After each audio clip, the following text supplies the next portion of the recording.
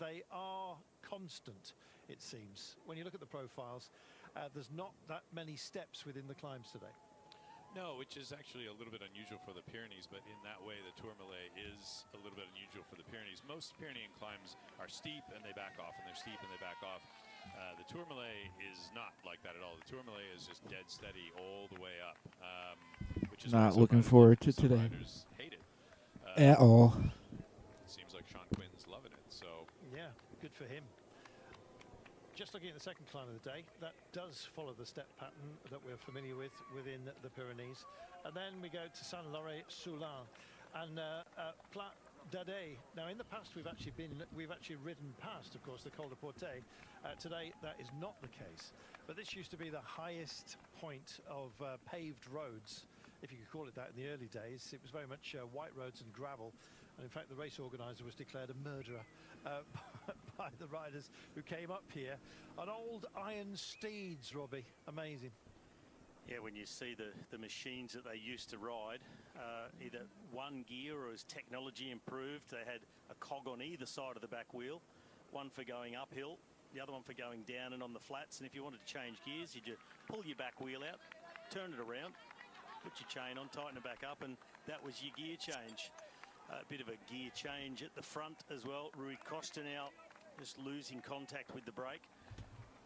Yeah. Somewhat expected, as you're saying, JV, that Quinn would be pushing the pace and maybe Rui not quite so much. Yeah, I mean, it's a little bit unfortunate. I mean, but if you look at the gap, sitting steady at 4 minutes, Sean really does, if Ben wants to have a shot of actually winning this, Sean does actually have to set that pace. And unfortunately, Rui just wasn't able to quite live with that. I mean, it obviously would have been better if we had two guys to help Ben than one, but they can't slow down or they won't make it. And that's the thing, if one teammate can't contribute to the pacemaking and turn the dial up, then if they get dropped, then so be it. Carlton, just a bit of news. While we see this shot and we see the teammates of Tadej Pogacar on the front, and it was Remco, Soudal, Quickstep, then Ineos. Out of Ineos, we know Thomas Pidcock is out of the race due to testing positive for COVID. And we heard this morning, Geraint Thomas said he didn't feel very well. Turns out he has also tested positive for the coronavirus. He says that he only has mild symptoms, so he chose to start today. I do wonder about the wisdom of that. There's been a few riders as well, Jonathan, who've been calling for, we'll come to your thoughts on it in a moment, calling for those who've got it to step off. We're about 4 or 5 Ks up the Tourmalet now, and several gruppettos have started to form, just riding behind quite a sizable group with Arnaud Delis, also the green jersey wearer and winner of 3 stages, of course, Biniam Girmay. A lot of these riders, when the gruppetto forms, what they won't certainly do is just try and then get dropped. They'll just pull the pin and ride at a tempo. Just going past Pascal Ackermann there as well. This is a big Phil Bauhaus just at the front there as well as Danny Van Poppel.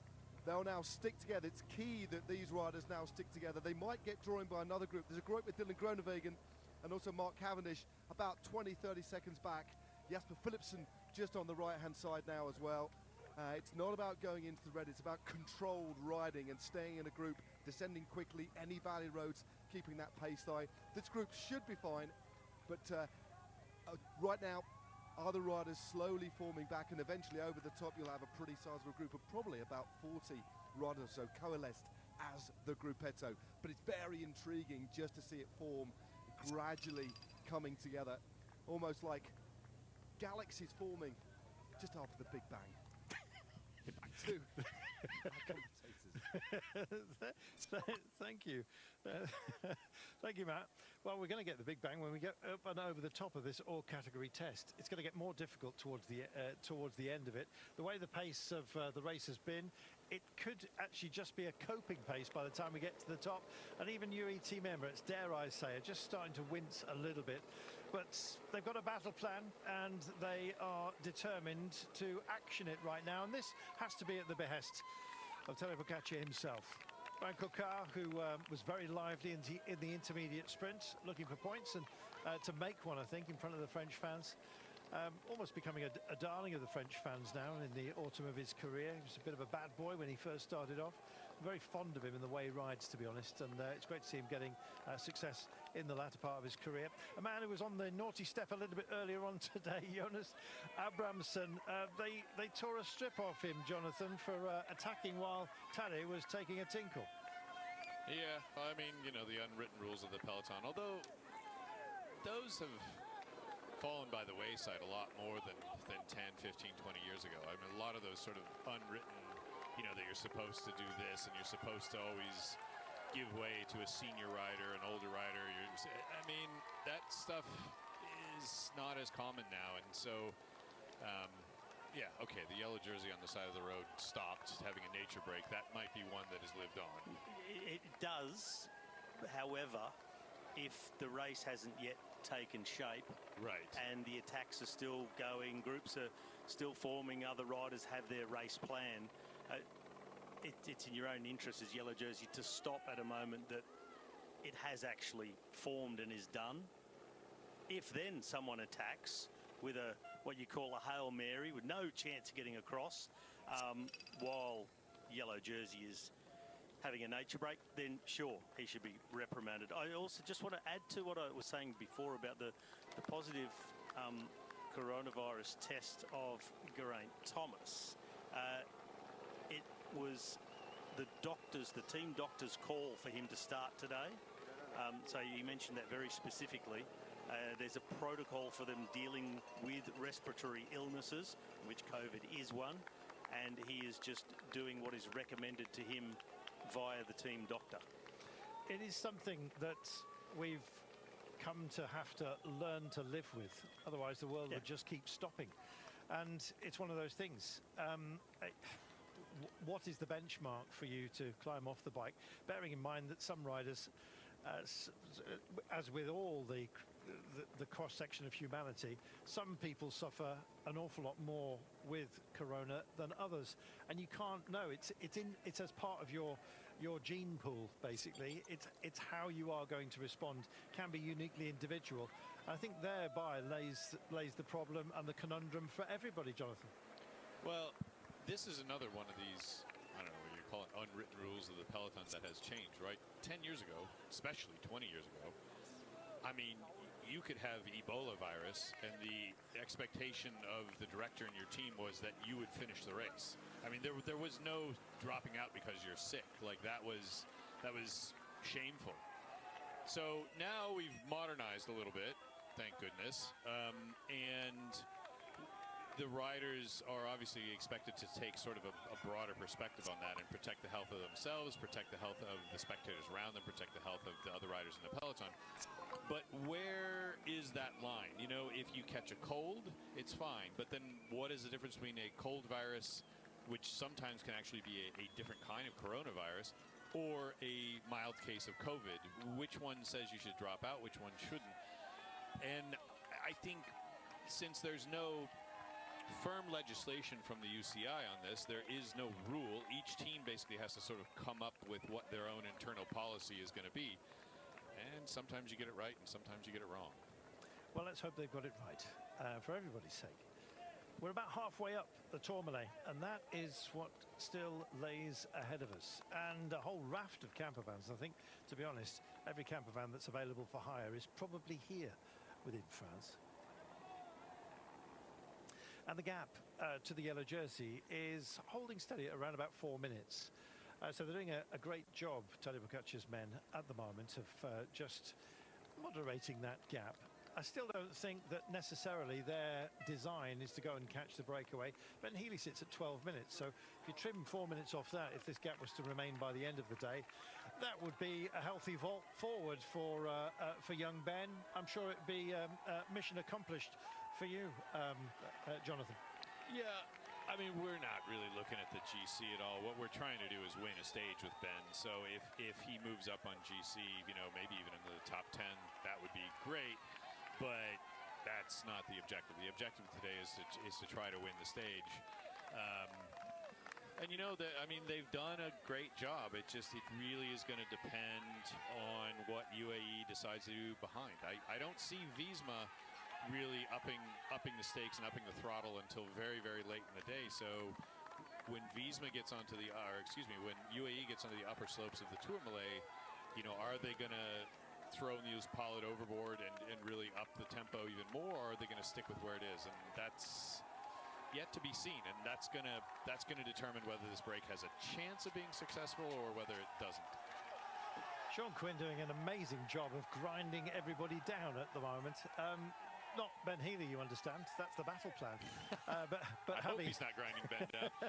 You never know. Yeah, you never know, but I'm sure Ben will have some words to say about that.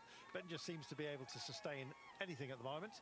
Sitting at the back, don't get too worried about Louis Meintjes. It's kind of where he sits within any group. But what about Mathieu van der Poel, Robbie? What an amazing day for him. And of course, we remember that his grandfather, 50 years ago, won his last Tour stage right here. That is true.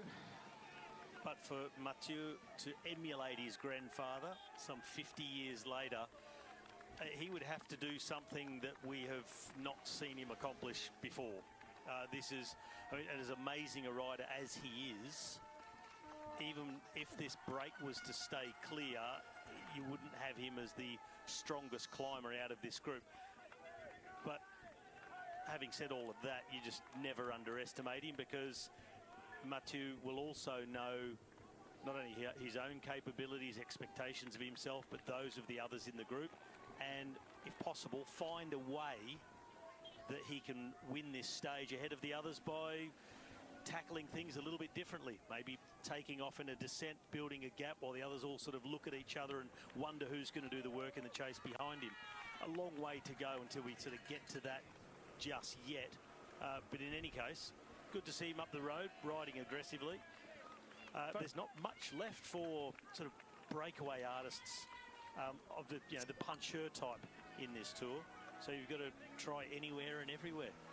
Yeah, I think they might have a chance onto Barcelonette, but yep.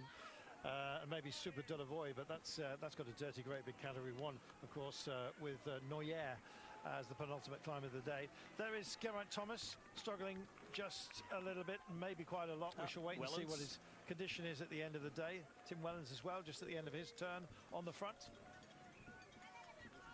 Remco, on s'attend à quoi pour ce week-end pyrénéen?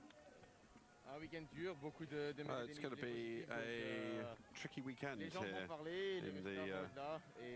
in the Pyrenees. I'm certainly nervous about it, but we'll get to see how good my legs are, certainly. Well, considering that Roglic has left the race, do you now reconsider your ambitions for a good position on the podium? Well, we need to take it day by day. Sometimes bad days can come really fast, so you need to be careful and patient. Take it day by day, because ahead of us we're going to face such a brutal finale and also tomorrow's stage that the gaps could be small, but they could be massive. So we need to stay focused and we need to be really all in the race. Good to hear from Remco Evenepoel. We remind you, he's running second in this race. We're focusing, of course, almost by design on Jonas Vingegaard and Tadej Pogačar, but we have to remember that Remco Evenepoel, on his best day, can have the beating of both of them. Whether that's today is anybody's guess, but let's wait and see. We're in for a thrilling battle, that's for sure. We have as our guest today Jonathan Vaughters. It's a delight to have him. Team principal, of course, for EF Education Easy Post, a team that for any neutral draws the eye constantly, and I think partially because you thrive on a budget that is very, very different for some of the big teams, Jonathan, and it's a credit to you that we are constantly talking about your team. Well, we have to, we have to be a bit creative. I mean, we obviously don't have the money of an Ineos or a UAE, and so we have to play things a little bit more creatively, a little bit differently, and we try to, we try to race our race, as to say, like, when you're talking about maybe Ben Healy moving up the general classification, like, wow, that's not what we're here for. We're here to win the stage, and if we win a stage, that's going to be incredible for our team, and that's going to be outperforming, the expectations of all of our sponsors. Obviously, it's our hope one day that we will find you know, a partner that wants to come in and give us a windfall of cash, and we can take on the big boys head to head. But in the meantime, I find it quite satisfying to build a team on a smaller budget that can really do something and enliven each and every race that we go to. Jonathan Waters, principal of EF Education, Easy Post, a team that go loud when a lot louder than maybe some people think that they should within the peloton, and it's great for us as neutrals to enjoy them thriving. Whether they will today is anybody's guess. We shall wait and see. 4 minutes and 2 is the gap. Robbie, do you think we're going to get a race within a race here with the GC men a little bit later on, just duking it out, not thinking about position, but measuring time gaps between themselves?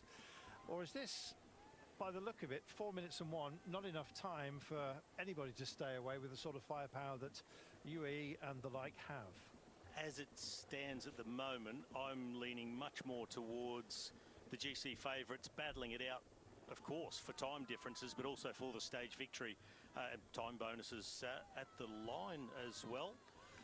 So 4 minutes is a nice gap, but I don't think it's enough on a stage like this one. Once you get over the top, there is the opportunity for riders in that break to build that gap out of the downhill. A few more risks than may be taken in the peloton, depending on who's leading it and what is asked for by the team leaders.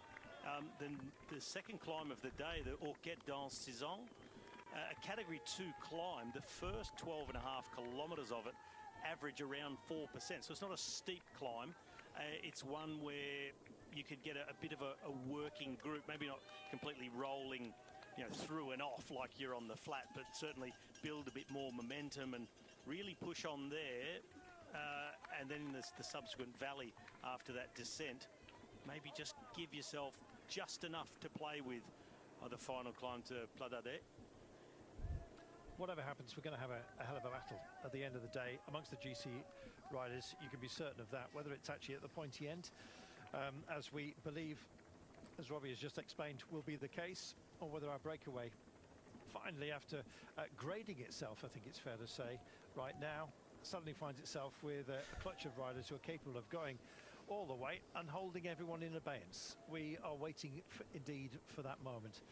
You've got to get here early if you want to get a place on the Tourmalet, and you can see further up they're very, very tightly parked.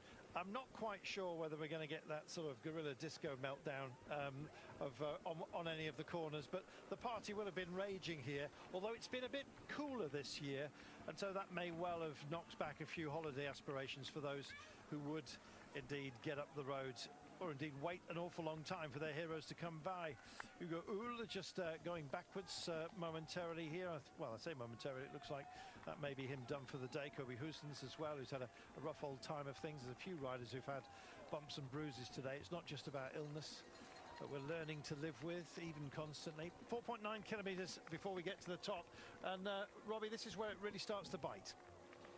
Well, it does tend to get a little bit steeper towards the top, also more open, where we heard Hannah talking about the breeze that was coming across the top of the mountain. At the moment where they are, in a more protected corner, light breeze. There's one of the Basque flags flying in the background, the red, green and white. So the Basque fans will make their presence felt to the riders with all their encouragement. Anywhere and everywhere. They are the most enthusiastic. Well, the Colombians. It's hard-fought battle. Very close competition. Yeah. Do you remember when Mikkel Kwiatkowski won up Gran Colombier a couple of years ago? No, in fact, it was last year, wasn't it? Yeah, Stage 13. I thought it was 2 years. It was last year. Really dialed the clock back.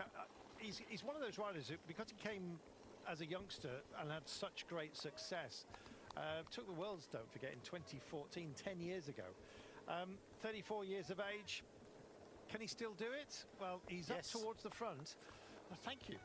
I mean, he's a former world champion. He has a world champion. I mean, last year, I'll tell you, we were thinking that James Shaw was going to win the day, and Kwiatkowski, took it away from him. And it's funny. I was talking to one of the rider agent, who's Kwiatkowski's agent at the time, and I said, yeah, but he's not really a climber. And he said, hey, listen, remember, he was a world champion. He has the motor of the world champion, so that's why he won, and he beat your rider. Oh, yeah, okay, you're right.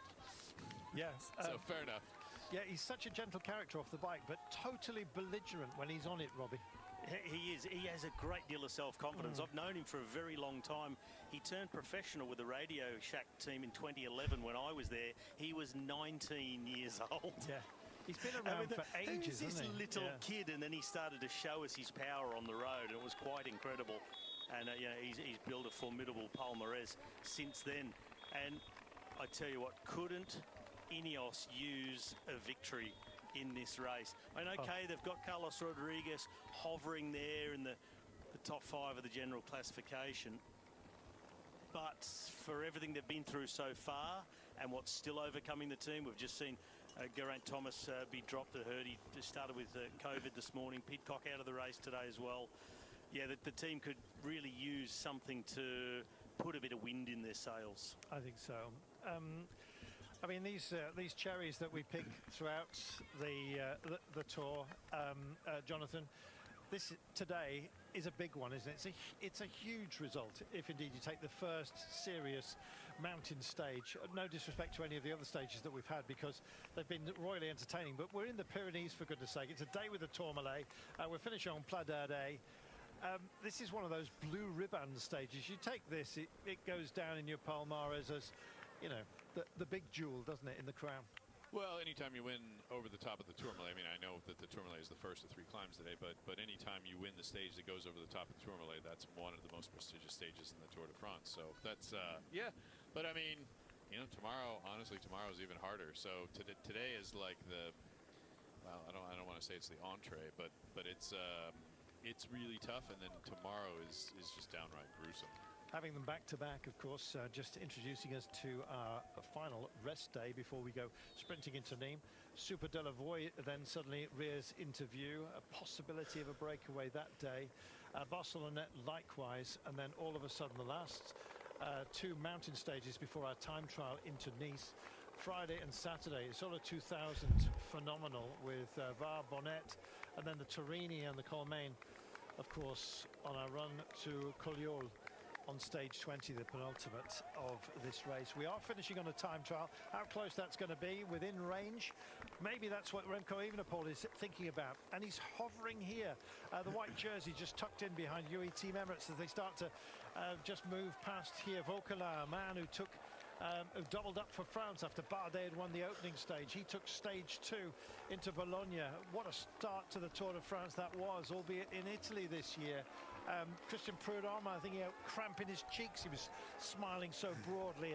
First time we'd had a double win for France for, well, for goodness knows how long. 1968, I think, was the last time. And you talk about historic.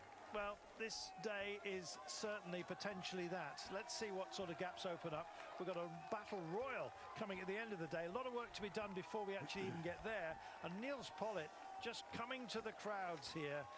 He will not even remember this, I'm sure, because he'll be so deep in concentration and indeed determined to keep stamping on those pedals on behalf of Tadej Pogačar. Likewise, it's being mirrored as a battle form, really, by Sean Quinn, magnificent in his Captain America's kit here, looking across the to see where the road goes next. Currently, he's on 9%. 3.2 meters before 3.2 kilometers before we get to the top of this one, and this is where it starts to really hurt. There's some respite, as you can see, in the twists and turns, but not much, Robbie.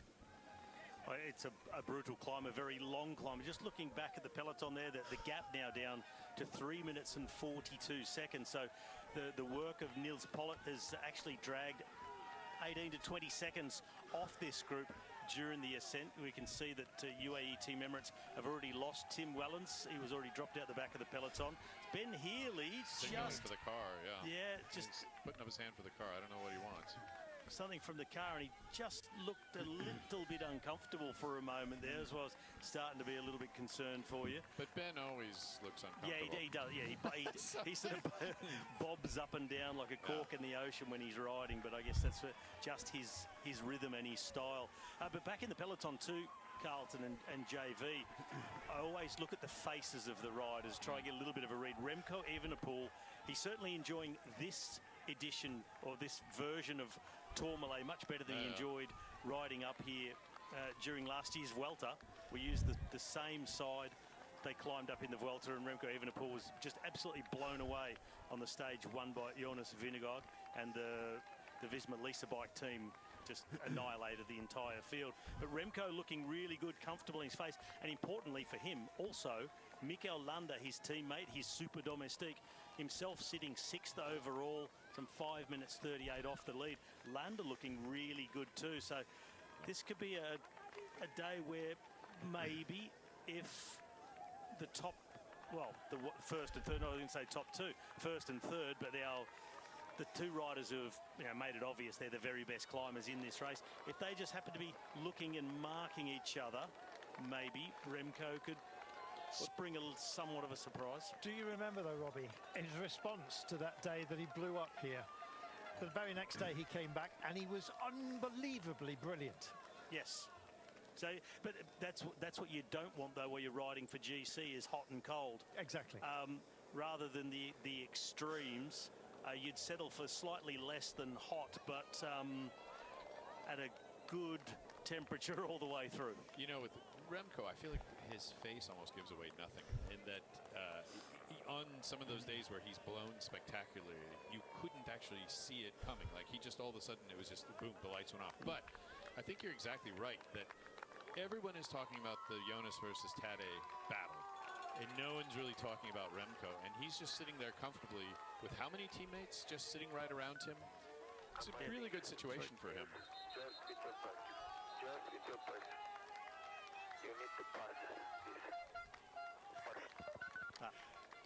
So they want to keep him for over the top, down the other side. So yeah, exactly. Yeah, stay with it, and then if he can do another job after he's put some power back into his legs, Jonathan, then so be it later in this race. They are leaning on him, but he can take it. Well, Niels is obviously going to be very effective on the downhill and on the flat. So, I mean, this is the best I've ever seen him climbing in his career. It's actually really impressive what he's doing right now. They clearly have him really dialed in on form for this tour. But if he goes over the top, which is clearly what they want, they don't want him to fall off, so they're gonna let him set the tempo all the way up. You know, on the flat and in the valley and on the descent, I don't want to say this, but he's going to take some serious time out of the breakaway because he is just that good in those, flat downhill situations. He's a big boy. Just look at the attack squad that Remco Evenepoel has around him. I think this is, he's right towards the front of it. He's just sitting on the wheel of course, of Mikel Landa. How much use those riders will be to him, it will come clear once we've dealt with the descent. But ultimately, Remco Evenepoel is going to have to do it on his own. I feel like this day is almost going to be definitive for him, Robbie, how he copes with it, because I think he can make a big statement today. Just looking at our finish, if it does come to a 3-up sprint with Pogacar, Vingegaard and Evenepoel, don't be surprised if he's the man that takes it. Well, he's got a nippy finish, but for him it'll be all about just trying to stick with the other two and not necessarily answer the attacks directly, but ride his tempo, which we've seen him do. Settle straight into his rhythm.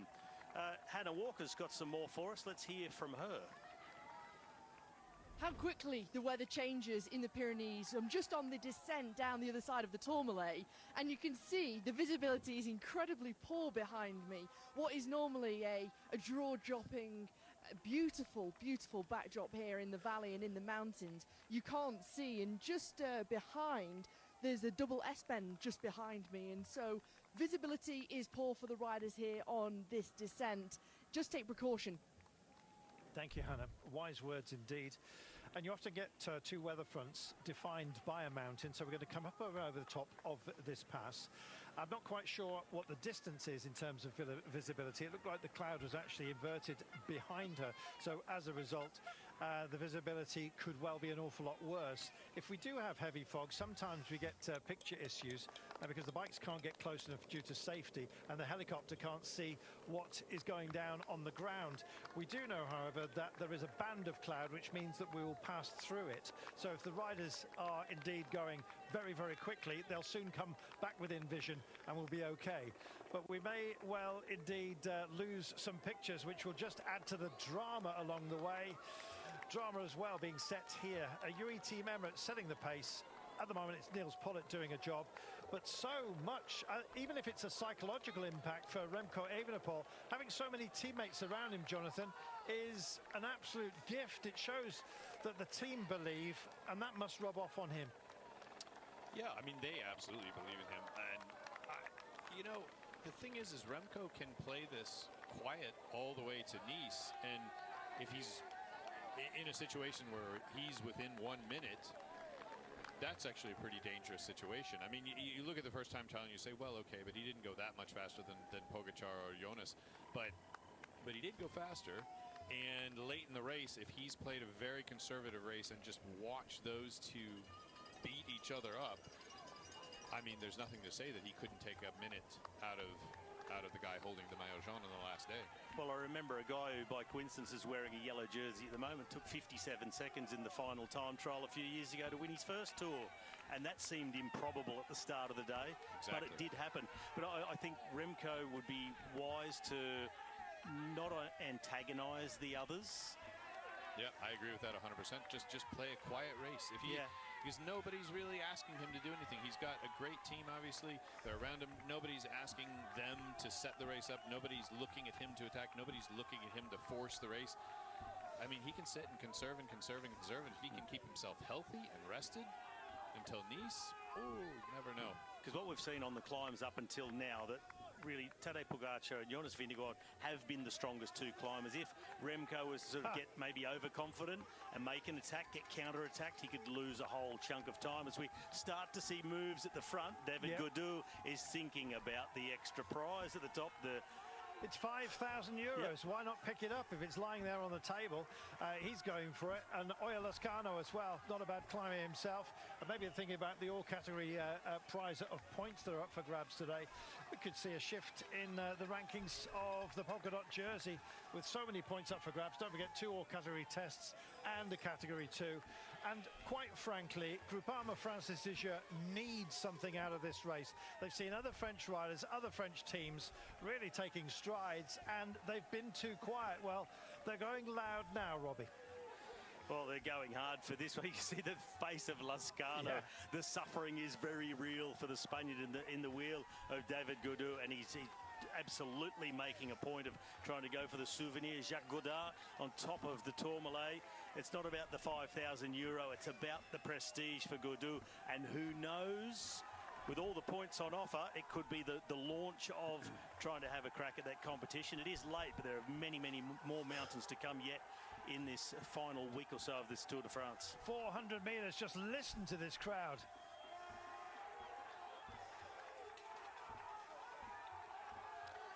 That's what our game's all about, and a big kick here as well. Sand in the face here from Oya Lascano. Says, see ya. What strength this is. I've been worried about him, actually, for about the last 10 or 15 minutes, looking at his face. Well, he plays an absolute blinder, and right now, it's the sun that's upon his back as he heads up with 250 metres to go, a little bit less than that, and he's going to take the Tourmalet. Oh, and all the points and 5,000 euros in his back pocket. What a job.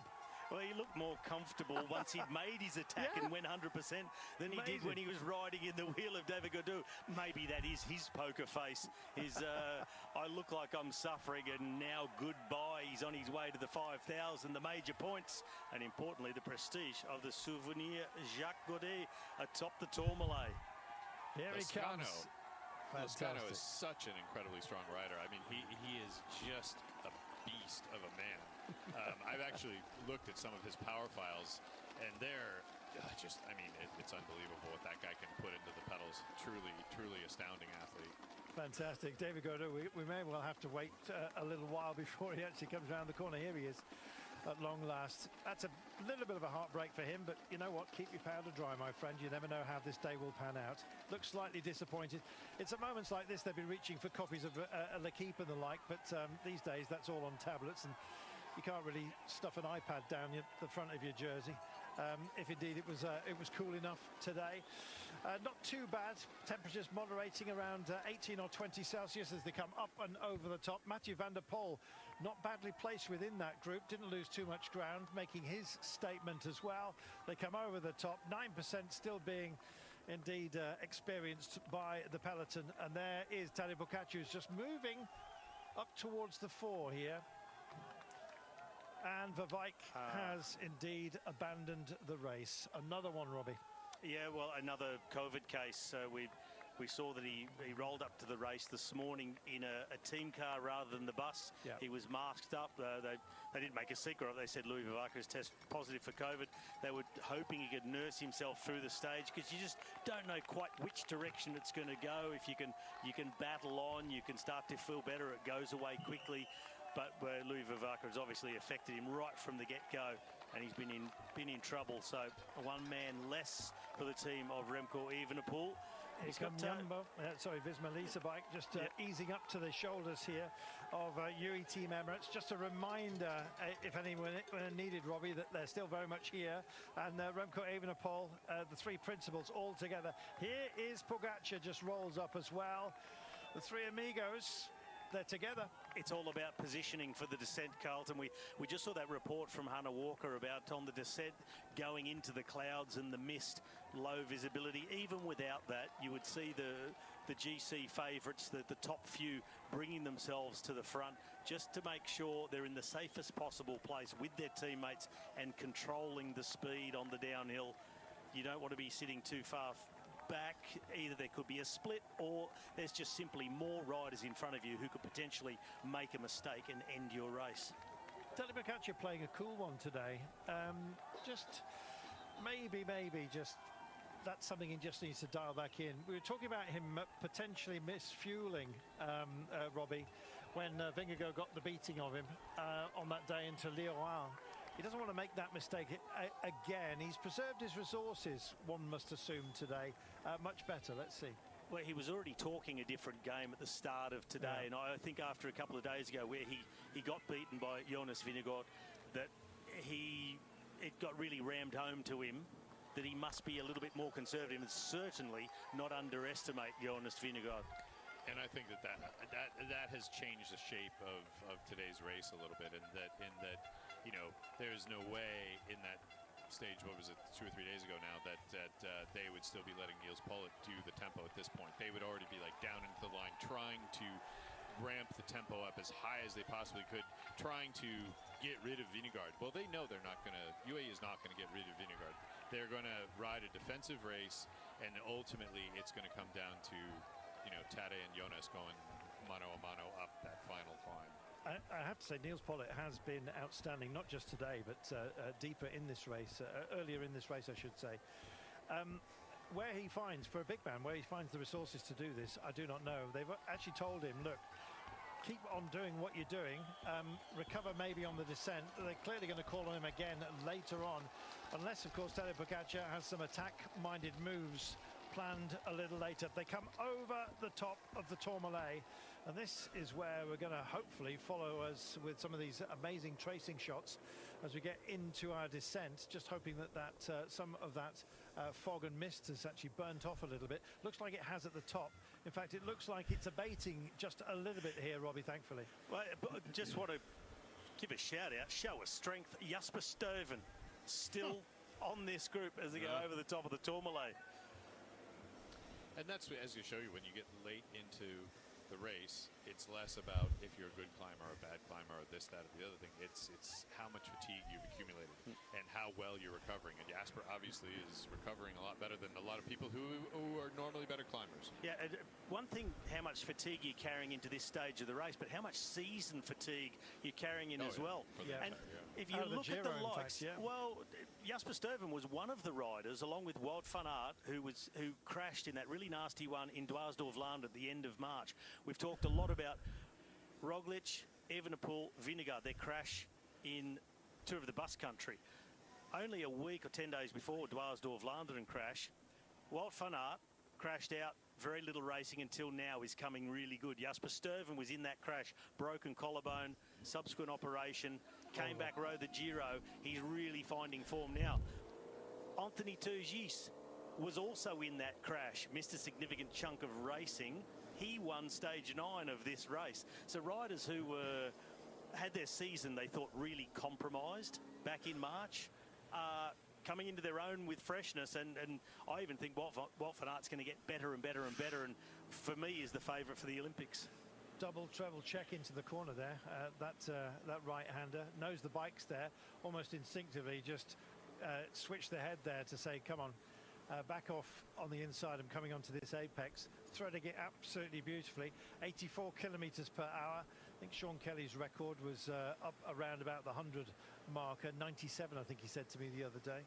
No, I don't believe. I think Sean was like 120, 130. Sean, at least that's what we learned what was as the children. fastest you went? 124, he says. Yeah, see, that's what I said. That's what we. That's speed of light. You work it out. Oh, hey, just on that point I was just making about riders who are sort of fresher at this point in the season. Another man who was in that crash with Van Aert, Stuyven, etc. in Dwars of London was Biniam Gurmay. Yeah. Yep. Well, this is, you know, this is the funny thing about cycling. You don't. Anytime someone crashes and has a severe injury, it's never good. But we always say, well, you know, maybe they'll be fresher for later in the year. Which somehow I think that's insane even to say that. But it is the way you think. But it's true. But it's true. But when you're managing a cycling team, you think, well, that guy crashed, and you know he only broke 7 bones, so he'll be really good in like August and September. So we can really schedule him into some heavy racing then. It's every cloud has a silver lining. And it says a lot about the resilience of these elite athletes. So for mere mortals, that would be a year of recovery just to ride again. These guys get back to a high performance level so quickly. Very quickly. 104 kilometers per hour. Just over the left here is a pizzeria that Rob Hatch, me, Doug, Sean. I think everyone in the tour caravan has eaten there, Carlton, because even I have. I just remember the pizzas being so large we couldn't fit them on the table.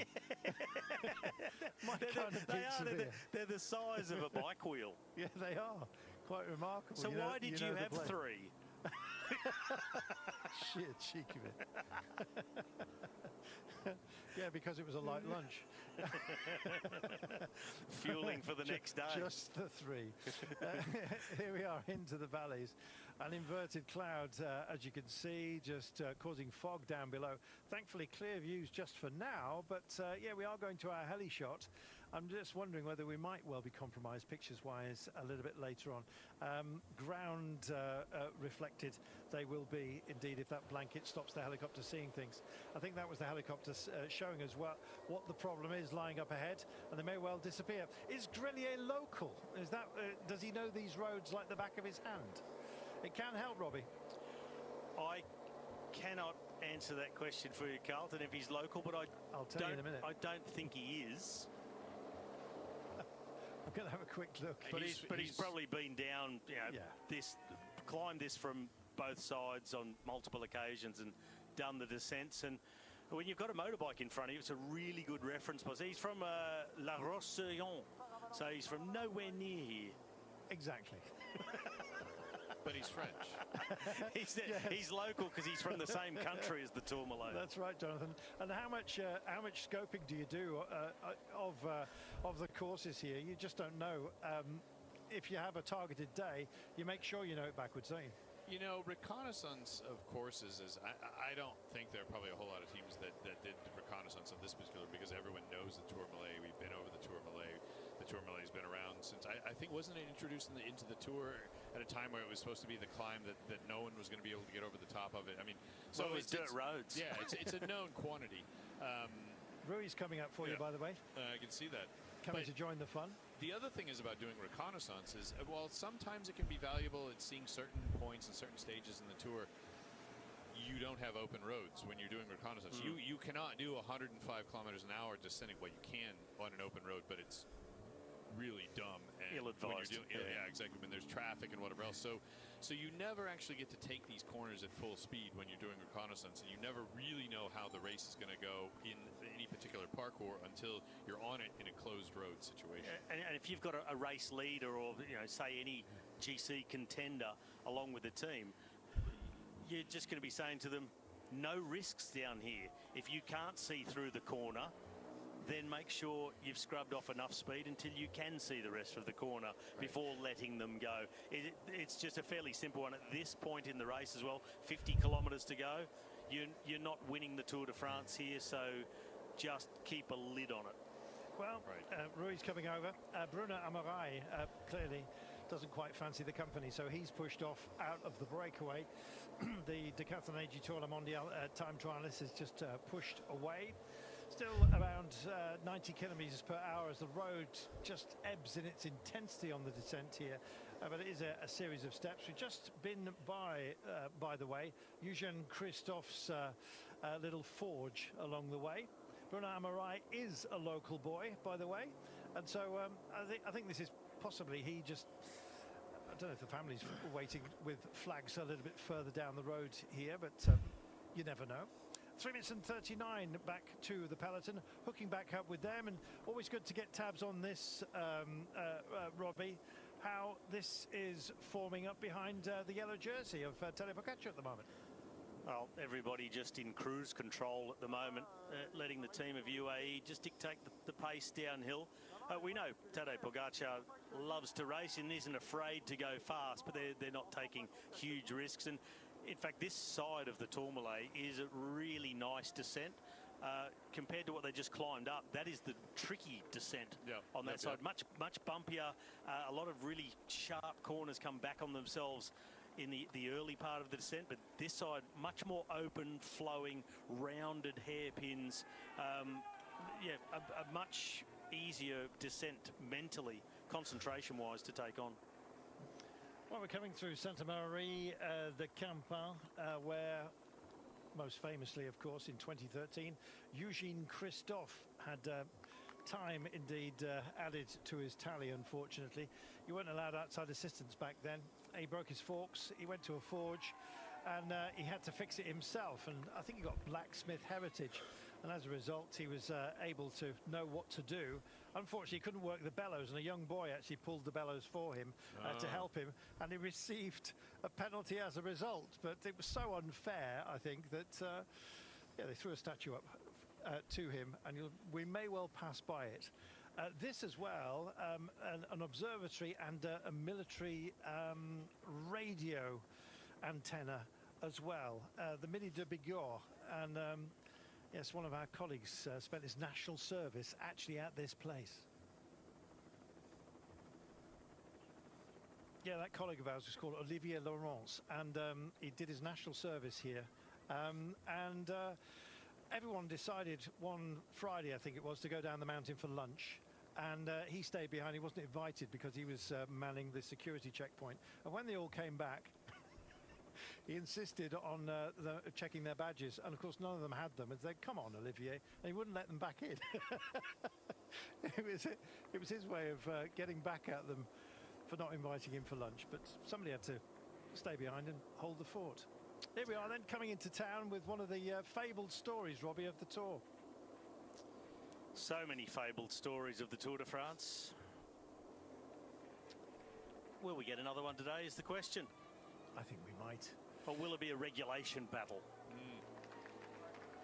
So this is where it gets interesting for me, because right now you're going to have essentially a battle between Niels Pollitt just pulling and pulling and pulling and pulling and pulling, because he's going to empty his tank at the base of this next climb. So right now what UAE wants is for him to basically just go flat out until the base of climb. He'll get to the base of climb and then swing off, and then they'll start going into their climbers. So who's stronger, Niels Pollitt or a group of 10, or however how many of these are? Yeah, this next climb takes a little while to really get going. It's up the valley road with just a few kickers, but then gradients of 2 and 3%, a little kicker of 6, then negative gradients, little dips down as well. So they'll try and keep him on board as long as possible. They'll tell him basically hold it like it is for as long as you can until you explode. Yep. Self-security there on the side of the road. Nearly an Ippon, wasn't it? Almost, I think. With the Olympics coming up, I'll have to tune in and find out what sort of move that was. Sweeping thigh, isn't that what Ippon means? Maybe I'm wrong. 44.8. Lutsenko just been dispatched a little bit. Don't know whether he had a wobble on the descent. Meanwhile, the peloton at 3 minutes and 42. Kind of holding station, and here is Bettiol Radio Tour says that, I'm afraid, he has had to abandon. Is that news to you, Jonathan? That is news to me. I didn't see. He hasn't been feeling well the last couple of days, but he wasn't been sick. He's just been saying, my legs are hurting. Something's wrong. I don't know what it is. Like, hasn't had a temperature, hasn't had any COVID symptoms or whatever. But we knew something was off. But with Alberto, sometimes when his head sort of switches off, then he. He's an incredibly strong and disciplined and hard rider when there's a carrot right in front of him. But I think he's just been, his legs have been hurting a lot recently, and I don't think he hasn't been on top of his game. He's a wonderful character. We spoke to him before the race, and he's very much that sort of he's a Zen rider, isn't he? Welcome back, everybody. Those of you who've been away, don't forget, if you'd like to avoid the breaks, you can subscribe to Discovery Plus on digital, and you will stay with the action permanently. We've had some bad news, and that's Alberto Bettiol has unfortunately abandoned the race, not been feeling well. We're blessed to have Jonathan Vortis with us, team principal of EF Education Easy Post, saying that Alberto has been complaining of just not having the legs of late, been sore, been feeling not 100%, and sometimes you have to find other projects even deep into a Tour de France. Are we going to see him in the Vuelta? No, we won't see him there. I mean, his big objective this year is the Olympics, and so also part of me is thinking, well, maybe he's saying, okay, like, I'm not feeling on top of it, and I'm just digging a hole for myself, and if I actually want to be good for the Olympic road race, I need to back off at this point in time. That isn't something that was pre-discussed, so it is catching me off guard. But I'm just speculating a little bit as to what's going on, because I know he's not sick, but I do know that he has been complaining the last 3 or 4 days. He actually hasn't really been on his game except for like the first 2-3 days of the tour when it was Italy. It's like once he got into France, he kind of just hasn't had his mojo. Well, he really came in hot, didn't he? Yeah, he won the Italian Championship, came in really great form. And as the cliche goes, if you come in at 100%, there's only one way it can go. Right. You don't get better than your best. I just wonder also, from a mental point of view, if for a rider like him who needs to find the breakaways on the undulating days, maybe just a little bit too hard for the sprinters, climb at the end, something like that, there's really only one of those opportunities left in this tour, and it comes on stage 18. We're today on stage 14. You've got to get through today and another mountain stage, rest day, sprint day, another tough day uphill towards the finish, and then finally that stage. If you're already feeling, I'm not feeling great, it would seem the incentive is, it's really hard to find any incentive to really want to stay and go through the suffering. Yeah, I mean, gonna head downstairs for some more insight. Another incredible atmosphere here on the next climb of the day, the Orquet d'Ancizar. This second categorized climb is in 2 parts really, because the first part, it's you're climbing for a number of kilometers. Behind me you have the fast descent down, and then this part of the climb really starts to ramp up. But notably, it's a lot cooler here. It's only around 15 degrees on this climb, and people are wrapped up and ready for the race to arrive. But most importantly, we've seen so much innovation over the years for clothing, equipment, the bikes. It's constantly improving all the time.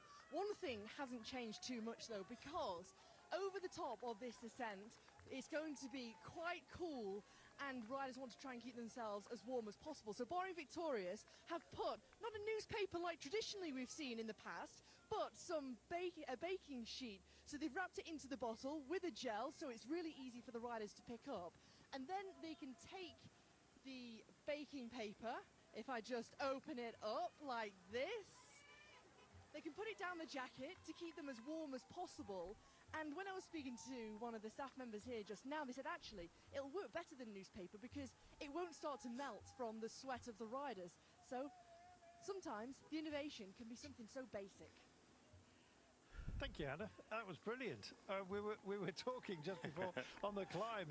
Nobody can reach for a copy of L'Equipe these days because it's all delivered digitally. There's your answer, Robbie. Yeah, well, the advantage of baking paper is you're not reading last week's news on your undershirt when all the prints come off onto your clothing. But it is a really effective way of keeping the chest warm when you're lathered in sweat coming over the top and then diving down. The temperature's quite cool. At the top it was around 12 degrees. It is still one of the very best ways. And it's aerodynamic, goes under the jersey as opposed to putting on a rain jacket, which is akin to wearing a parachute. And I always appreciated the people who stood at the top of the climbs on those cold days with a newspaper at the ready. So I've had plenty of newsprint on my undershirt, on my bare skin. There was something quite magical about that reach for a copy of the Daily Sports Press here. Incidentally, by the way, Marietta Pogačar speaking to Danish press this morning. She was talking about Jonas Vingegaard, and she said, as a family, we just recognise how incredibly strong Jonas is, and we'd just like to say chapeau to him. I just thought that was rather nice, because there's been some reports about a bit of I don't know, a bit of disquiet between the pair of them. I think we're desperately trying to find, aren't we, an argument where none exists. There's a great deal of respect there, yeah. Yeah, some are trying to find that, but I think there's really no animosity. Well, I mean, they're both trying to win. Of course. Is that you, Carlton? Hang on. Can you hear that? I could, yeah, a few moments ago. John's going to tell us this is a red kite. No, I mean, but of course there's going to be a little bit of tension between the two of them. They're both trying to win the biggest bike race in the world. They've both won it twice. They both want to be the guy that goes into history books. I mean, they're both ambitious people. It would be surprising to me. I mean, maybe 5 years after their careers are over with, they can both be best buddies. But I feel like for now, of course there's a little bit of tension between the two of them. How nice though for Marietta Pogačar, his mum. Yep. Just to offer up a bit of congratulations and their appreciation of Jonas Vingegaard. I thought it was lovely. Well, some modest percentages that we're dealing with right now as we roll onto inexorably our next climbs, and of course our destination today, Pla d'Adet. And to carry you through the remainder of the day, it's Rob Hatch. Thanks, Carlton. 40 kilometres to go then. Two big mountains. And starting with one that's relatively new to the Tour de France. Become a bit of a fixture, hasn't it? The Orquet d'Ancizon in the last 13 years since it was first brought onto the scene. This year climbing from the easier side. No side is easy. Second category climb from this side going up. 8.2 kilometres, just over 5%. This side climbing from Payol. Of course, Simon Yates will have good memories of this particular climb. Descending down this side they're going to climb, but he won a stage in Bagnères de Bigorre. And the Pyrenees today, well, they've dressed up beautifully, haven't they? Take a look at that.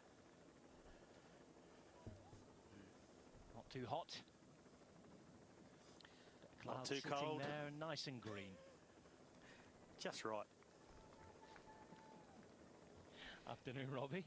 It's a climb that barely qualifies as a climb, this one. It's from this side, as you said, the easier side of the two, because it's got a lot of little breaks in it. It's got 12.5 kilometres where it averages around 4%, but with little dips, negative gradients. You can just see the breakaway rolling through now. It's just flattened off. It drags up a bit again, then it kicks up.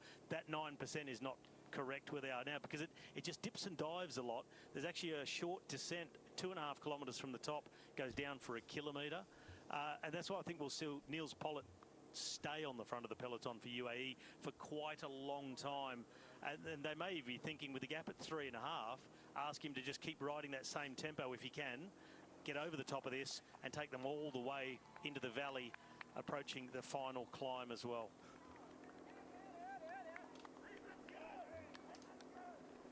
Just inside 40 k's to go, and what is it, 3 and a bit kilometres before we begin those 8 kilometres up to the top of the Orquet d'Ancizon. Bit of a replacement on the route every so often for the Col d'Aspin. Does the same sort of job, gets us to the same valley. And we're seeing Louis Meintjes here attack it with some gusto. Alongside him, Bruno Amiray, David Gaudu, American champion Sean Quinn and his teammate Ben Healy from Ireland. Oyur Lascano, who quite beautifully took the Tourmalet in front of all of those Basque flags. What a sight that was. His own fans there to watch him. Lutsenko, he's been in and around there. He's just sitting at the back taking a drink. Magnus Cort doing a great ride. And of course, we see Mathieu van der Poel in the rainbow jersey. Magnus Cort may be deciding to get his face on TV as much as possible today before he gets to the rest day, where he has promised to dye his moustache blue. He put out a call to his social media channels. So he was on around 160,000 followers on Instagram. He said, if I get to 200,000, in brackets, which won't happen, I'll dye my moustache blue. He said it took a matter of hours. I was wondering why it had happened, actually. I mean, I'm fixated normally on his Instagram account because I love his hotel reviews. But I'd missed the memo about dyeing the mustache. I just heard from Anders it was going to happen. That was why, was it? It was to get more followers. Yep. He's actually, Magnus is actually really strong this late in a Grand Tour. On a mountain. I mean, people don't think of him as a climber, but if you look at, for instance, last year's Giro d'Italia, he finished third in a mountaintop finish stage. He actually could be quite interesting because he doesn't fatigue. Like, he won't go any slower up this last climb than he would in the first 20 minutes of the race. It's sort of an amazing ability he has. So watch out for him if the break gets a little bit closer to the final climb. One long line here chasing behind it. It's still Niels Pollitt. Sean was marveling about him on the first mountain stage we had. This is the second proper mountain stage, I guess. We've been up into the mountains in the Massif Central since then. And as we get to the mountains, of course, Robbie McEwen's going to wave goodbye because it's not his terrain. Robbie, you're off to the breakaway. One big mountain per day is enough. I'll go and watch the rest from the armchair. I won't be in commentary, but I will watch it. Thank you for that. See you in the break. We'll hear from you in the breakaway. Jonathan will be joining you, of course. Ola as well afterwards. Sean's going to return in just a minute. Before you go, Jonathan, Healy and Quinn in this break, what's the chances? Well, I mean, they need that gap to be at 4 minutes, not at 3 minutes and 18 seconds. You know, even though it's only, quote unquote, only one rider, i.e. Niels Pollitt, I think that qualifies as about 4 riders. Pulling, you know, the break is not maintaining its gap. And Ben or Oyer Lascano or Magnus Cort or Luis Menkes, for any of them to actually make it to the line in front of Jonas and Tadej, they're going to need a big margin going into the bottom of the climb. So right now, I don't love their chances, but the moment that Niels kind of swings off and says, okay, my work's done for the day, maybe there's an opportunity that the break opens up a little bit more of a gap. We'll see. We'll see exactly what resources they have left as well, because they are weakened resources at the minute, as we're seeing throughout the whole peloton. This is what's coming up immediately anyway. And leaving the Lac de Paillol, finishes before, going up to the Orquet d'Ancizan. And this is what it looks like. Slightly irregular. This is the easier of the two sides, but it nevertheless is a Pyrenean climb and one to be reckoned with. Over 1,500 meters we go. It's a second category climb, this 8 kilometers long at 5.1%. You can see the average gradient very much affected by those two either downhill or very slight false flat uphill kilometers. Sean Kelly rejoins us after his break. And Sean, we've got 10 riders at the front, extremely strong riders, but your mate Niels Pollitt, he just can't stop himself.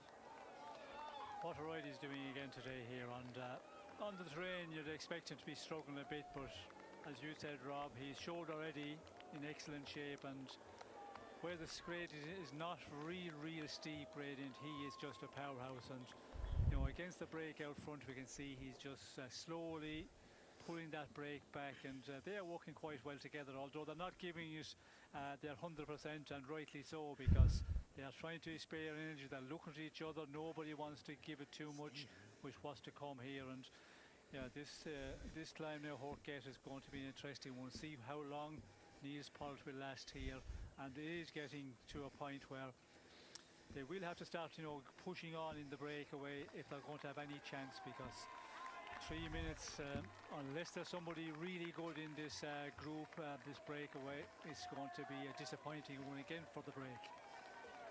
Danny Rowe rejoins us as well with 37 kilometres to the line. Danny, there were a couple of different schools of thought before coming to this tour. I was speaking to some people, sports directors, riders, people around the tour, saying, there's going to be loads of breakaway stages. There's going to be loads of them. There were others who said, not a chance. Pogacar, Vingegaard and the rest are going to go at each other every day. The break stages are going to be maybe a day that the sprinters fail to control, or maybe one of those, you know, like we had the other day in Le Luron. That didn't turn out to be so. What's this looking like? Because Sean was saying the gap's coming down, and Jonathan, who's still just about sat next to you before he goes off to the breakaway, he was saying too that they needed more time. Yeah, I think I can just reiterate what JV said. I think they need more time here. You know, we're just on this second climb here, still with the hardest, you could argue, to come. And, you know, the way UAE are riding behind, I think it's clear to see their intent, you know, for today's stage. And that has been the narrative of this tour so far, hasn't it? You know, we haven't really seen huge chances for the breakaway.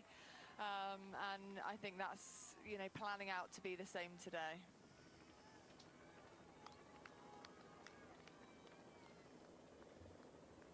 Lag de Payol, be careful of the falling inflatables round here. Remember that? That was an incident, wasn't it? Dearie me.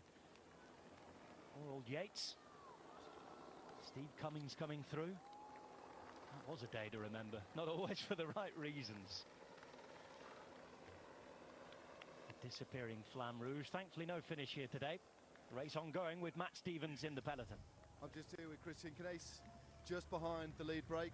Christian, pretty good situation. How is Quieto feeling out there at the moment? Yeah, he's all right. Feeling quite well. He's riding well, you know, and good situation, of course, yeah. How much do you think the break need to head into the final climb to have any chance of staying away? I would think it's, at the moment, well, they need to survive the next acceleration. For sure there will come something in a bunch. Let's wait and see. But with around 4 minutes, they have a good chance. And what have you been saying on the radio? Obviously, keep giving the riders encouragement. Quieto is so experienced. What sort of things are you telling them now? Well, actually not much. As you say, he's so experienced, and also they are suffering quite a lot, so you don't want to disturb them too much. Thanks very much. Always a pleasure. Christian Knaes there, a veteran of multiple Tour de France himself, now at the helm in the Ineos Grenadiers team car. Always interesting to hear what he has to say. Back to our commentators. Well, Michał Kwiatkowski, a two-time Tour stage winner. We've been hearing from our experts here in the commentary box and out there that they need more time, they need to kick on. That's what's happening. It's Lascano and it's Gaudu for the moment.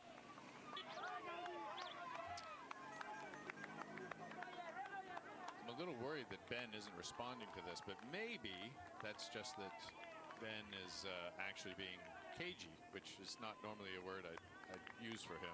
But I mean, he's been so active. He's usually the one launching the hasn't hostilities, isn't he?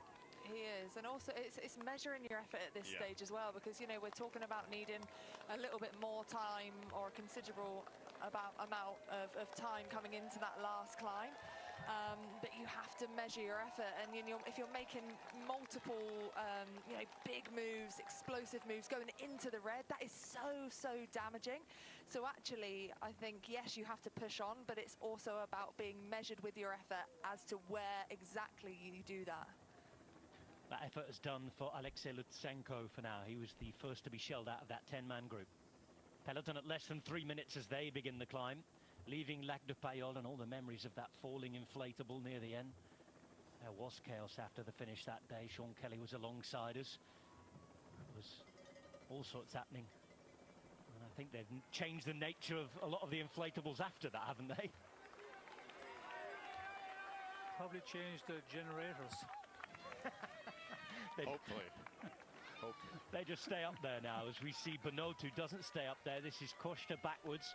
Also there, losing contact is Jasper Stuyven, and that can be expected. Things changing at the front. I've always wondered what the fascination is with because this is a French TV feed, right? They love filming guys getting dropped. It's always like they're not filming the front of the race. They're like, oh, wow, that guy doesn't look good. Well, this guy looks even worse. Look at that guy. He looks horrible. I don't know, it's just sort of an interesting thing. I don't think many other sports sort of film, like when you watch a marathon, you don't watch the guys going out the back end of the marathon. Well, we have to know that Mathieu van der Poel's being dropped, and he is. He goes out the back. Sean Quinn can't follow. Well, we have to give a little bit of exposure to the guys that are going out the rear door. okay. I think it just shows how brutal this sport is as well. I mean, this is perfect sponsor exposure. Look at this. This is perfect. All the logos are in focus. Stay there. But that's an interesting one with Sean Quinn there. We could see him. He wasn't riding anymore. And I was going to ask the question to Jonathan there, because we're in the situation now where it's touch and go for the breakaway. If Ben Healy was in good shape, you have to use your extra man there when you have 2 men out in front. But we can see he's starting to struggle already. And I think a lot of the riders here are starting to feel, the fatigue is setting in at this point in the race. This day has been difficult. But 2:49, if you're the one who rides in the front, well, then you have no chance of going into the final. But if you're a team, you have 2 riders. If you have still 2 good men, then you have to use them. But Sean Quinn, we see, I think, end of energy also here. No, I would say so too. But hopefully when that group out front gets a little bit smaller, maybe it'll be a little bit more cohesive, and they'll be able to work together, because they'll understand that unless they start really helping each other, that they've got 0 chance. So maybe a smaller group will be a little bit more effective, but at least we don't have Niels Pollitt on the front anymore. I mean, what a ride there. That was impressive, wasn't it? Massively impressive. Niels Pollitt is done on the radio, and that is a job well done. He seems happy with himself, and I think he's every right to be. The question is now, gap at 2:48. He peels off. Mats Soler, the Catalan rider, is about to take over from him. Sean, is there enough firepower here to do what they want to do? Well, I would reckon so. Again, we see this man, he's doing a huge turn here for so many kilometres on the front. Now we have Max Soler. He's another one. If he's on a good day, he can ride for many kilometres on this climb, and the gap is just going to melt down very quickly to the front guys, unless some of the front guys are just waiting. But waiting, have they waited too long? That is going to be the problem, and they cannot wait any longer in front. They have to try and go from a long ways out and see where they go. As we can see Ben Healy, trying to keep the pace going here. Godreau in his wheel, Kwiato there following, Menkes, all of those ones that you would expect to be up here. Lascano, who was very impressive as well.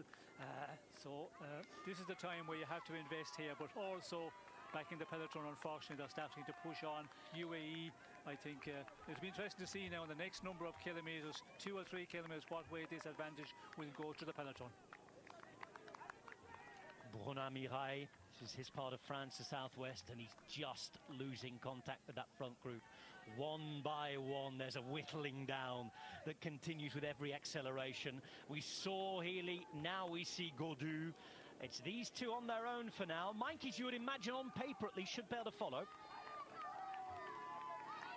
This is a big surprise to me. Jai Hindley such struggling here. Obviously came in with 1 goal in mind, and that was for Primoz. He's left the race after that crash, but early for Jai Hindley to be going backwards. Jai Hindley and Oscar Onley losing contact. Scottish climber, the young man, and the Australian Grand Tour winner with 34 Ks to go out of the back of the yellow jersey group. With that increase in pace, it continues to be less numbers in the main group. Just holding on at the back and not doing it very successfully. It's old Kristen Eiking that he rides for Uno X nowadays. Yes, we've seen that Meintjes can get across to Healy and Godreau, and there's a split now to Lascano. That's caught on the radio, just letting his team know that he's been dropped. They will have a little bit of respite in about a kilometre's time, where there's around a K and a half of descent, so that might just give the opportunity for Lascano and Kwiato to get back into contention of these 3 riders that have just managed to get themselves off the front of this small group here. Lascano cheered on by some Basque supporters, and I think that was the jersey of Real Sociedad, one of the big Basque football teams. Lascano's an Alaves fan himself, but it'll all help. Well, you need all the help you can get at this point in this stage, and more help they will need here. And Lascano, of course, he made a good effort on that climb of the Tourmalet. Maybe too much of an effort over the top, because Goudu was way back, and he just kept on going, really giving it all. But he's picked up a lot of points for the mountain classification. He's going to try and pick up more. He had a number of points actually coming into the stage. He had 4, so he's at 24 at the moment. So he's making good roads into the polka dot jersey. If he can get back into the front and pick up some points on this second category, which is 5 points maximum, it will be a good day. But yeah, we'll have to wait and see. Will they get that far? Will he be able to cling on to the guys in the break already that looks to be stronger than him?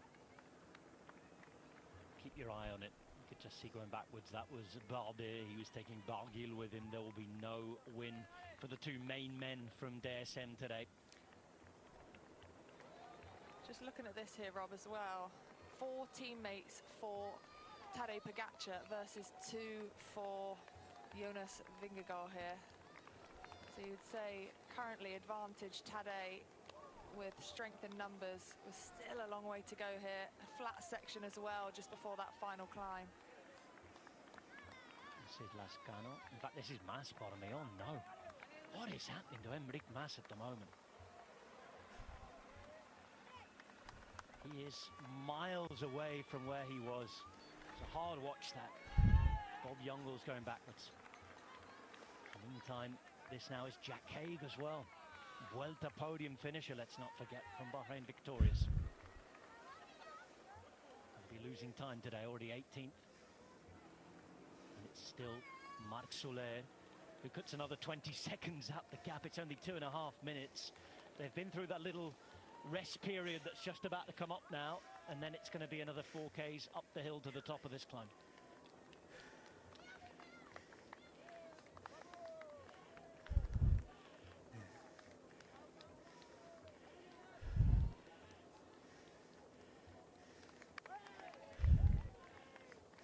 Riders all over the road at the front. It's a main group of 3 at the moment, as we see Adam Yates in there. There was a little bit of panic and confusion about half an hour ago because he was listed on some of the tickers as a DNF.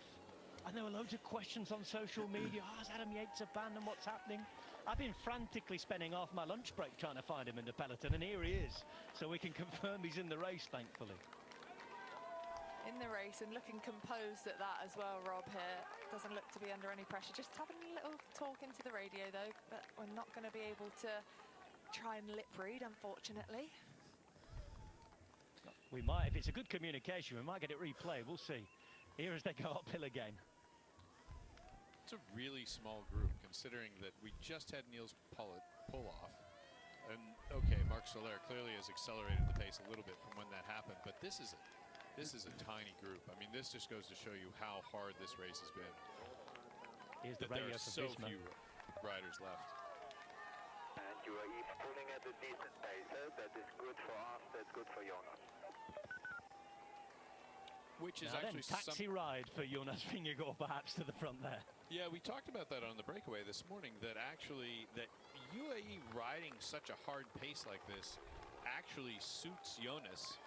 Maybe actually suits Jonas better than it suits Tadej, which is an interesting, because if with Tadej he can handle a more explosive stop-start sort of race, whereas Jonas wants it to be steady and hard all day long. So it's almost like UAE is riding Visma's race for them. What's your view on that, Sean? It's an interesting one. I think Tadej Pogačar feels that Jonas, he is going to start tiring as this race go on, because out of competition for so long. We did all talk about the first week of this tour. It would be really difficult for Jonas Vingegaard to be able to be competitive and limit his time losses. But what a magnificent job he done, and he even surprises by winning that stage.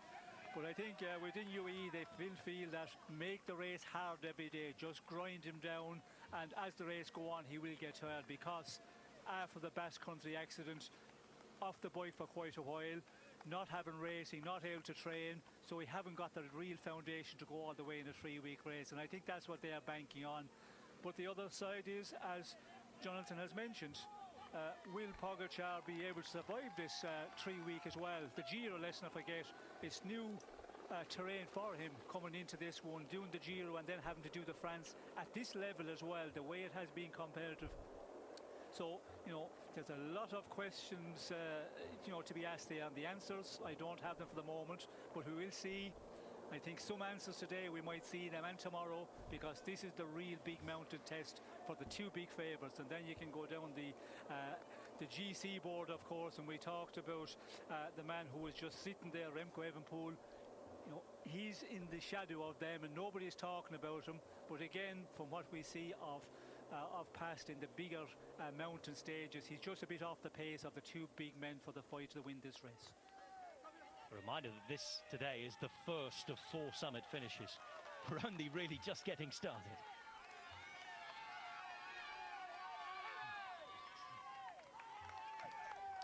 Front, it now looks like this, with Lascano and Kwiatkowski returning to join Gaudu, Healy and Mywhoosh.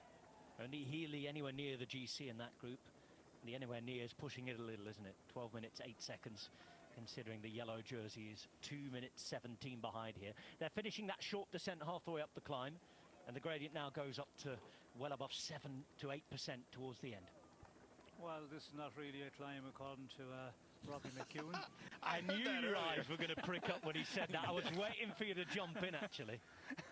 I think we should ask that question to a few riders at the finish today, because... Or we really need to get Robbie to go ride up it himself.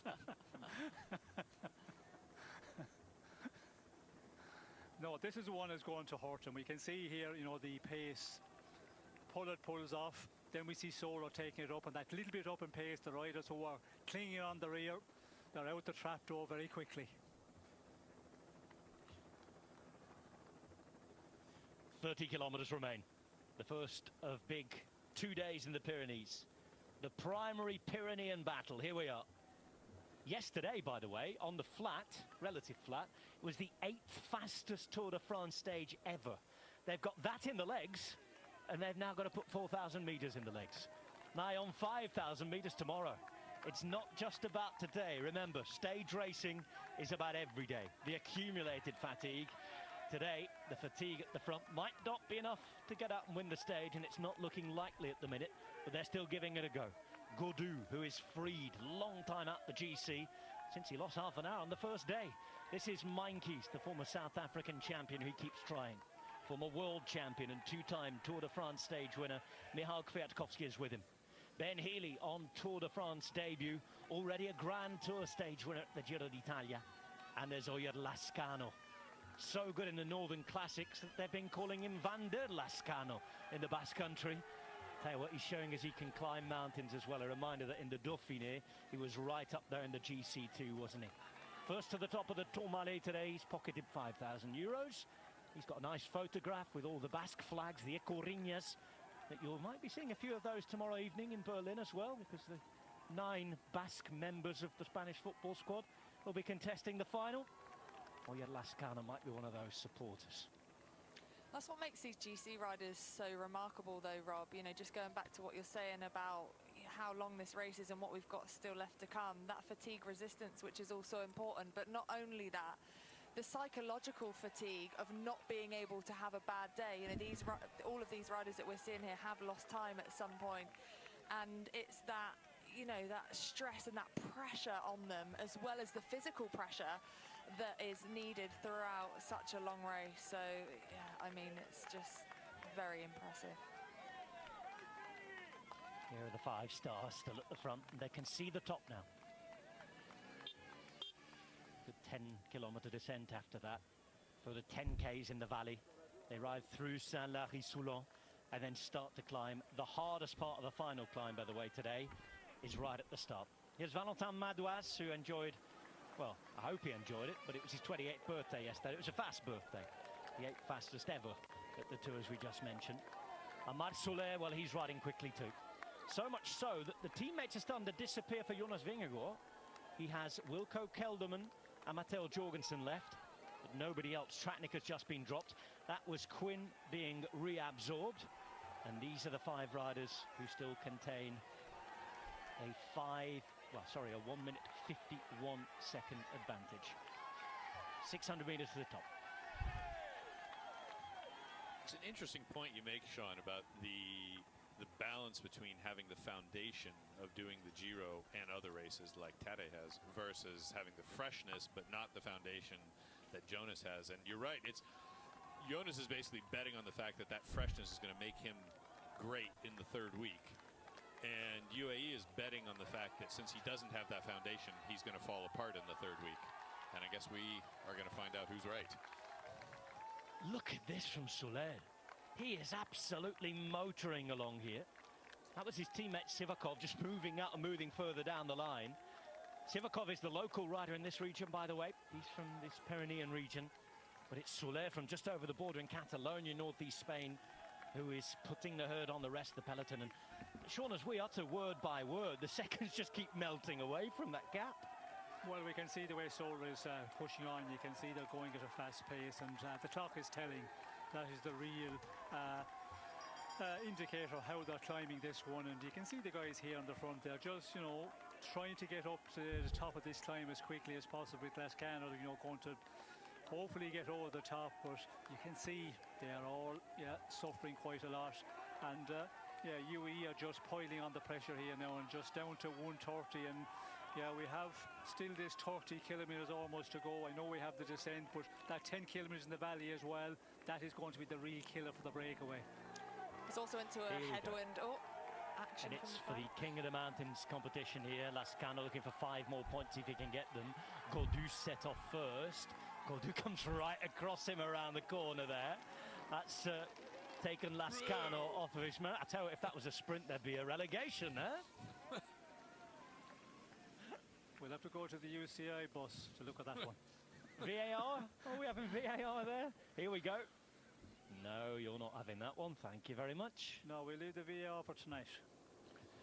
The thing with a lot of these guys in the breakaway is one of the reasons they look like they're a little bit sort of stuck out there and not able to push as hard on the pedals as Marc Soler is that these guys spent so much energy even getting into the breakaway that unfortunately a lot of them were a little bit cooked by the time the breakaway eve finally got formed, whereas Soler would have been able to sort of sit back in the peloton and, you know, rest up, and then now he's able to put power into the pedals, whereas the guys in the break can't do it anymore. Look how much time he's taken out in only around, you know, what, a kilometer at max? Like 40 seconds. He is absolutely flying. He's a funny rider, isn't he? Because he always looks busy anyway. Has quite a busy style, but here the windmills are going all over the place. He's all over the bike, and every single little bit of effort is being put into the machine. And a lot of riders all over the bike as well, trying to stay in the peloton here, or what's left of the peloton of the yellow jersey.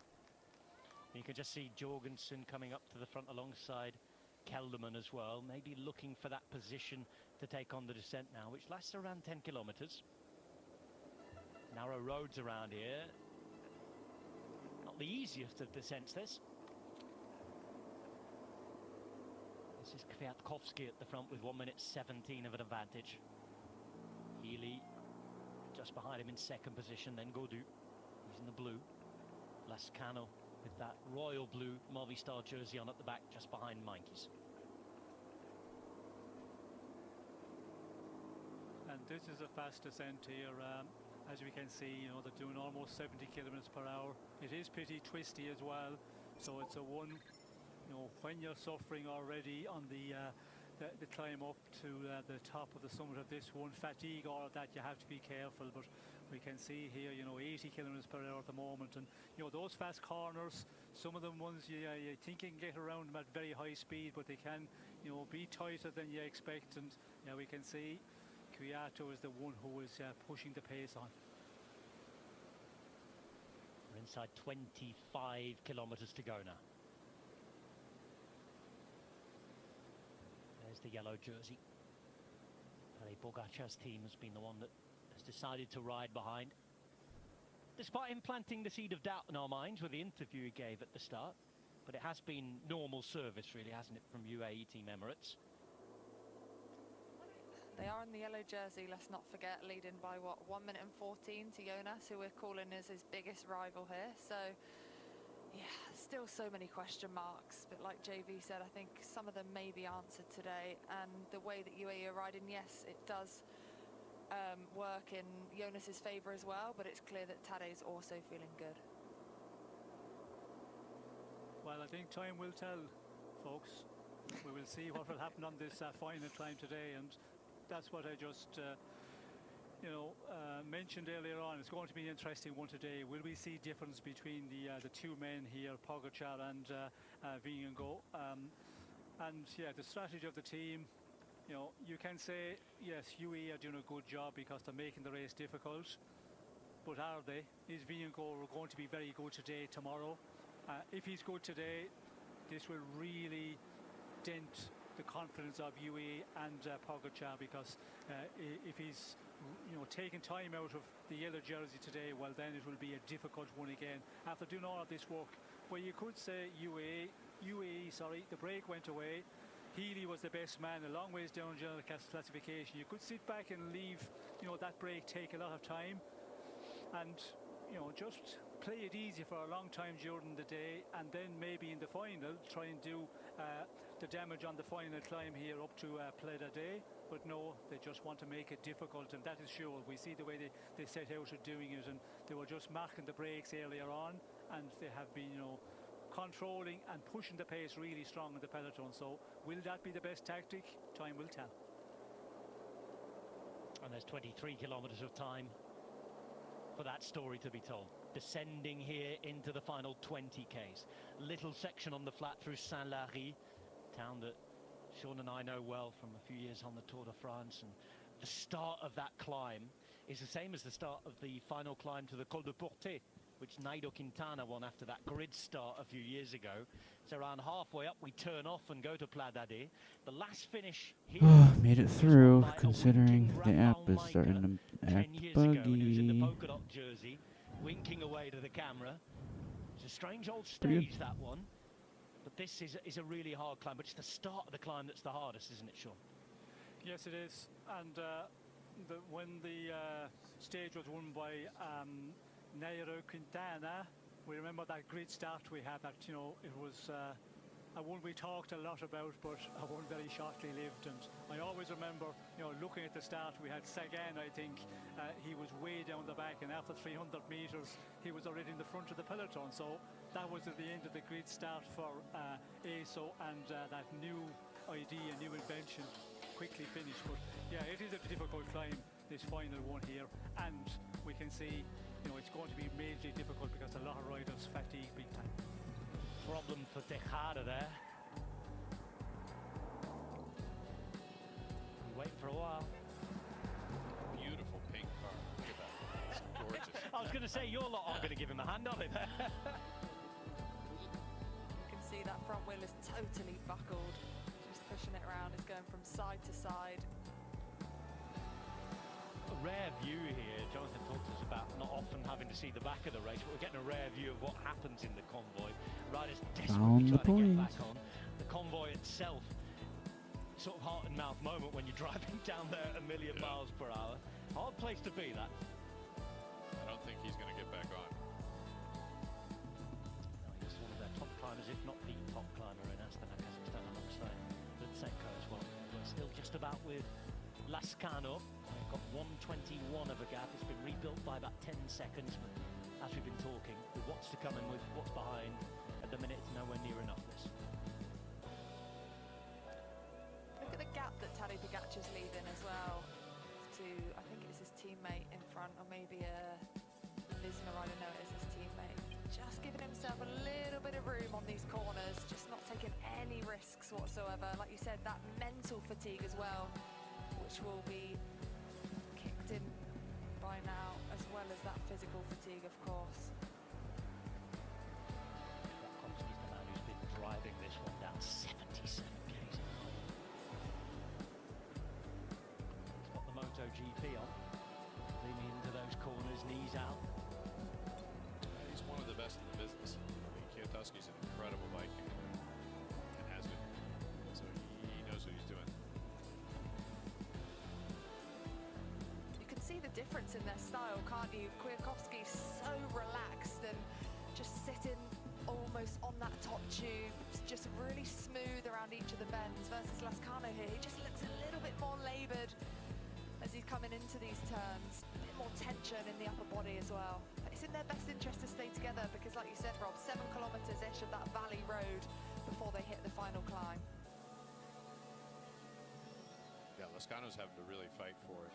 Ben's having to fight for it. He's actually usually pretty good on descents, but that just goes to show Kwiatkowski's skills on the descent.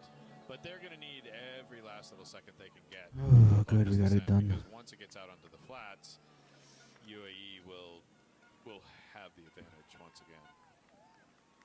That's the Colombian supporters. And talking of football finals, they're in the Copa America final. It's a big weekend for Cycling Nation fans who are fans of other sports as well. Colombia, Argentina in the Copa America final. Those flags will be everywhere. It's Kwiatkowski. Just trying to keep all of those contact points on the bike. We know the rules nowadays.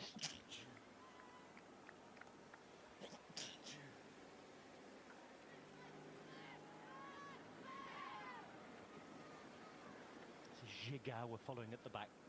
42 just in front of him is Julien Bernard.